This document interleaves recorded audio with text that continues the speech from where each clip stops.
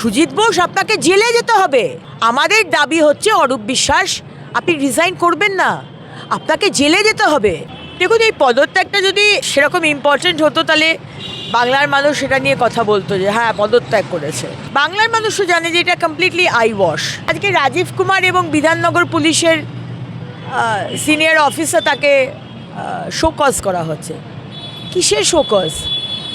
আজকে হাজার হাজার লাখ লাখ ছেলেমেয়েরা স্বপ্ন নিয়ে তারা পশ্চিমবঙ্গের শুধু কলকাতা নয়, বিভিন্ন আশেপাশের জেলা, আশেপাশের রাজ্য, এমনকি আমেরিকা থেকে এলো, হায়দ্রাবাদ করে দেখিয়ে দিল, দিল্লি করে দেখালো, মুম্বাই করে দেখালো, কিন্তু কলকাতা পারলো না।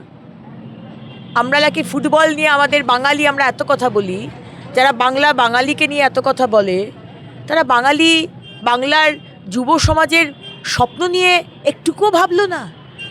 অরূপ বিশ্বাস একটুকুও ভাবলো না যখন আদিক্ষেতা করলো, বারবার গার্ড সরিয়ে দিচ্ছে, সেই মেসিকে জড়িয়ে ধরা, মেসির গায়ে ঘেঁষা, তার ছেলে মেয়ে ব্যানার্জি পরিবারের নাতি পুতি সবাইকে নিয়ে ঘিরে রেখে যে পুরো প্রোগ্রামটা বানচাল করে দিল।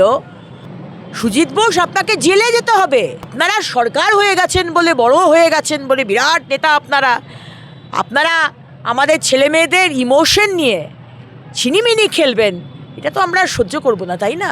তা আমাদের দাবি হচ্ছে অ্যারেস্ট হোক, জেলে যাক। যেমন অর্গানাইজার শতদ্রু, তাকে যেরকম জেলে দেওয়া হয়েছে, সেরকম সুজিত বোস এবং অরূপ বিশ্বাস আপনাকেও জেলে যেতে হবে। মমতা ব্যানার্জি, আপনি আমাদের বোকা বানানোর চেষ্টা করবেন না। আমরা অনেক বোকা বনেছি 15 বছর ধরে। তা আপনি বিরাট করছেন, বিরাট আপনি একটা শাস্তি দিচ্ছেন, সেটা কিন্তু ভাবার কোনো কারণ নেই। আমরা আপনাকে বিশ্বাস করি না, ওগুলো সব আইবশ। রাজীব কুমারকে শোকজ করা, এগুলো যে আসল যে দুর্নীতিটা হয়েছে, ক্রাউড ফান্ডিং হয়েছে না, 5,000, 10,000, 20,000, 50,000 টিকিট বিক্রি হয়েছে। যুবভারতী ক্রীড়াঙ্গনে একটা ছুঁচ ফোটানোর জায়গা নেই।